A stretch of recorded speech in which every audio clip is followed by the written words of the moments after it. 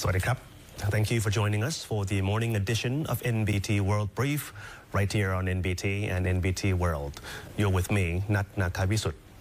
We begin our story today with the flooding crisis in the southern region, where the Prime Minister yesterday visited a shelter in Hat Yai district to oversee relief efforts and support villagers displaced by the disaster.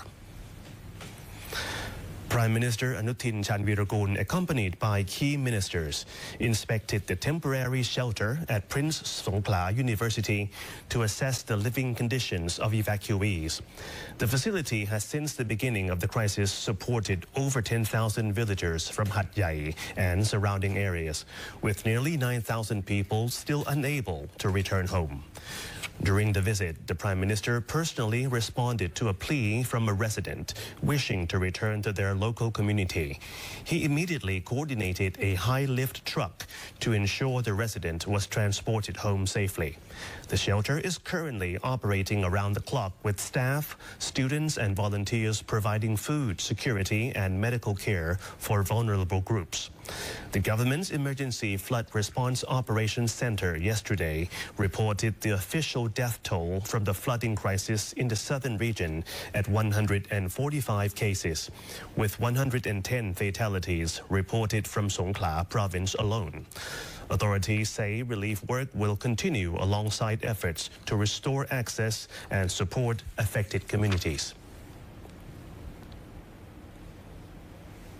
The Ministry of Foreign Affairs has established a coordination center for assisting foreign nationals stranded by southern floods, as well as managing incoming international relief. Foreign Minister Sihasak Phuangketkaew stated that the new center, officially called the Coordination Center for Assistance to Foreigners Affected by the Southern Floods, will serve as a central hub for information and assistance for flood-affected tourists, many of whom remain sheltered in hotels. Officials report that while some travelers are still waiting to leave, the majority are safe.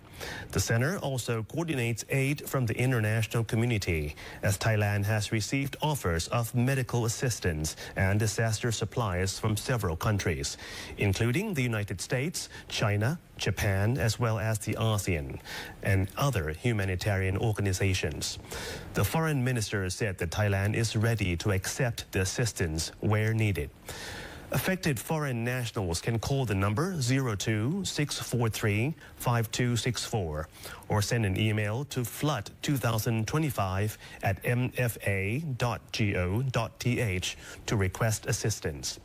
Additionally, Thai citizens affected by flooding in neighboring countries are urged to contact the nearest Thai embassy or use the Thai consular application and emergency hotline, with officials providing support around the clock. The Bank of Thailand is evaluating the severe economic disruption caused by the southern floods while coordinating immediate financial relief for victims.